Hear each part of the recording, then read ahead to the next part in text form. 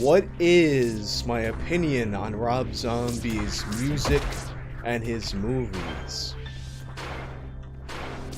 I like them. Rob Zombie is one of the few people where it's like I find him to be like a person whose like body of work is to aspire to, because he kind of did it all in some ways. Like he gets his music career going, does really fucking well with it. Like I was saying yesterday, he makes Hellbilly Deluxe. Probably, like, there is probably nobody who's gotten more out of a single album than Rob Zombie in terms of getting it in fucking movies, remixes, video games.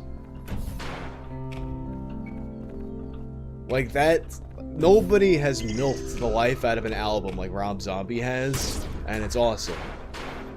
He does that, and then he's like, oh, I'm gonna make horror movies now, and they're fucking awesome horror movies.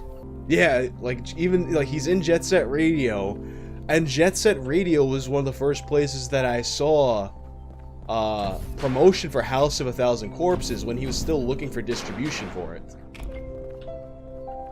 There's you could have House of a Thousand Corpses spray paint and jet grind.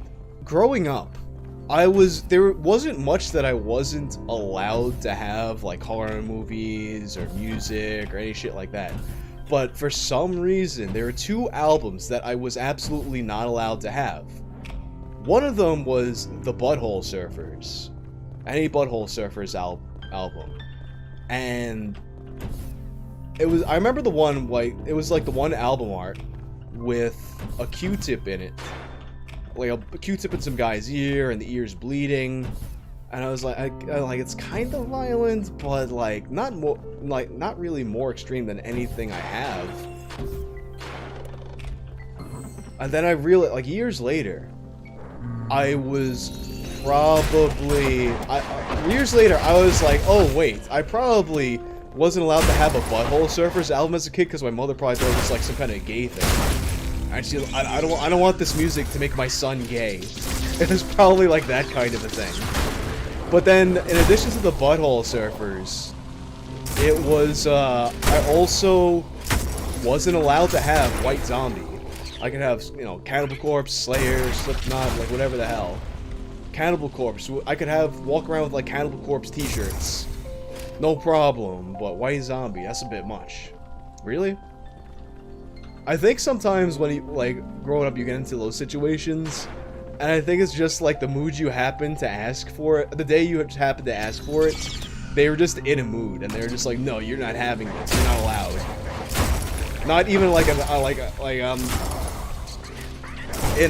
I don't want to buy it kind of thing. It's in like, this is indecent and not allowed in our home kind of thing. It's like, since when do we have rules like that?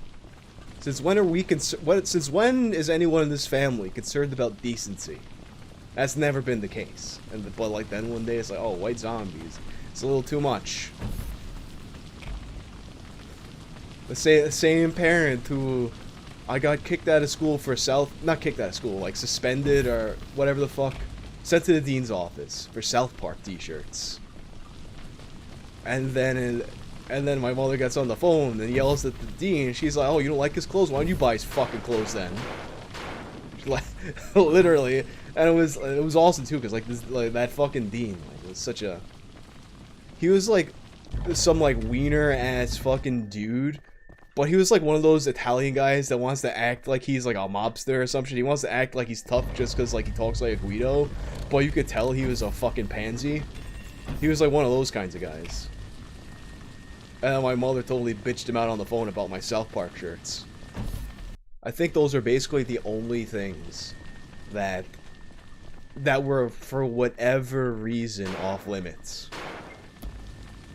White Zombie and Butthole Surfers.